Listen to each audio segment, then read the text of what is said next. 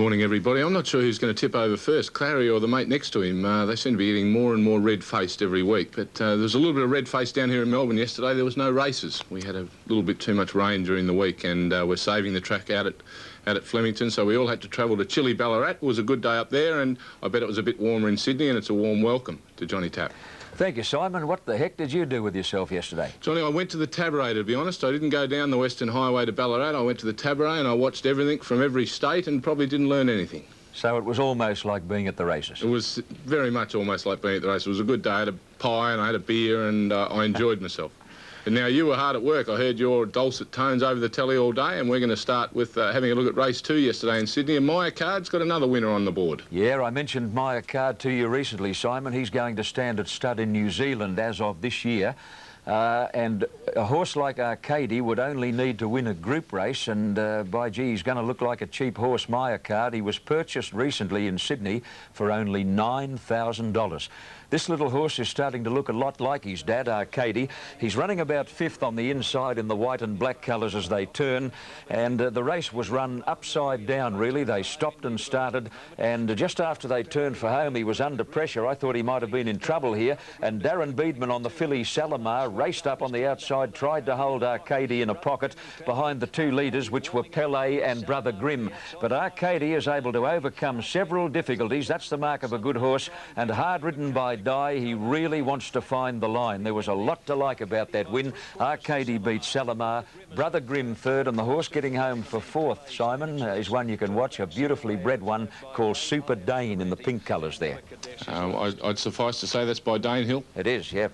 Yes, well, it is superbly bred. Now, the feature race yesterday in Sydney was the Missile Stakes and Little Brawny Spirit. What a heart she's got.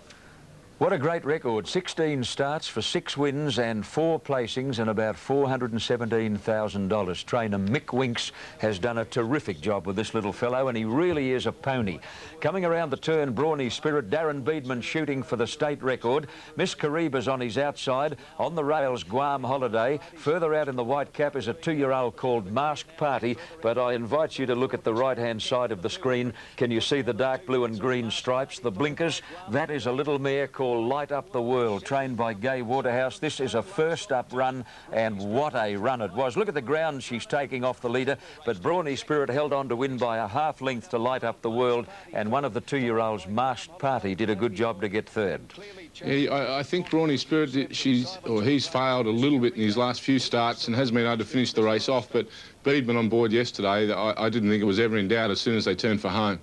Trained by Mick Winks, as I said, Simon. He's back to Melbourne now. Mick runs a shuttle service with this little horse. He's coming back for the Manikato Stakes and 1 or 2 others. Then he'll be back in Sydney later. I hope he's all right to drive today, Mick. I reckon he would have had a fair celebration last night. Now, the Japan Racing Association is getting more and more involved in Australian racing. They had the Sydney Race 7 yesterday, and what he goes, Aaron Kennedy, I think there's a bit of a rap on him too. Simon, I'm going to make a prediction about young Aaron Kennedy in a moment, but let's look at the replay, firstly, of the Japan Racing Association Cup.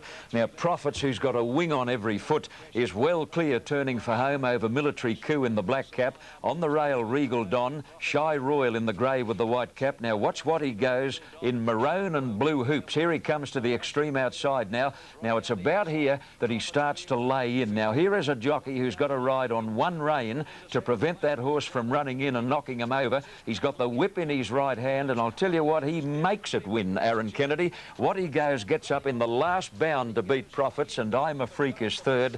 I know the term the Enforcer has already been used for Mick Dittman and Greg Hall. I think young Aaron Kennedy is coming into that category. He's only a youngster, Simon. He's coming of age as a jockey. He's just got something, Aaron Kennedy. It's pretty hard to define, but horses like him, and as you could see there, he is a powerful young rider. Yeah, well, let's hope and wish him all the best. It's good to see young fellas coming through. The Dittmans and the Beedmans have been around a long time, and to see someone sort of putting their hand up and saying, well, I can take you on, I think it's very good for racing. And that is a good ride. To have a horse laying like that and still be able to get it home is a real good effort by a horseman, and congratulations to Aaron Kennedy. Now, Brisbane Race 8 yesterday, 1,200-metre sprint handicap. John, was a fair effort, and I hope you can pronounce the name because I can't. Simon, is called Yuchenko.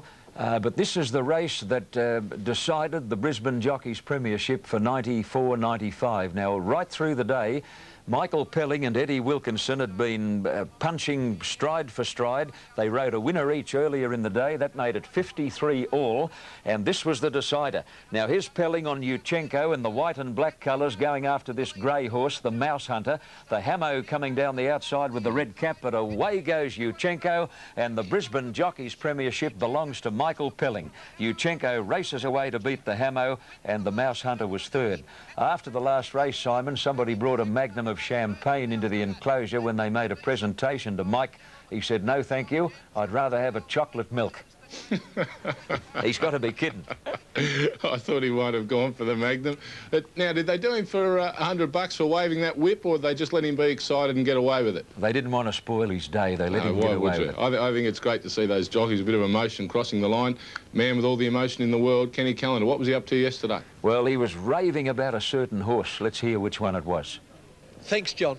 Well, the weight for age racing for the 1995-96 season started just a fraction early at Rosehill yesterday with the Missile Stakes. And the winner, Brawny Spirit. But the run of the race, did you see Light Up the World? What a performance. And how much improved is this fine filly from the Gay Waterhouse stable? Well, Brawny Spirit was too good yesterday. It was a great Darren Beedman ride, well prepared, well trained and set for this race. But Light Up the World's just going to get better and better and better. And all I can say to you from this meeting is most of the horses that ran at Rosehill were average horses. Light Up the World's not. She'll do something special. And Masked Party, who ran in the same race, the Missile Stakes, also showed that he'll have a good spring. The run of the day, of course it was Light Up the World. The ride of the day, I'd give that to the winning jockey, Darren Beedman on Brawny Spirit. The flop of the day, not too many flops, I'd say Dunmore in the first. Thanks, John.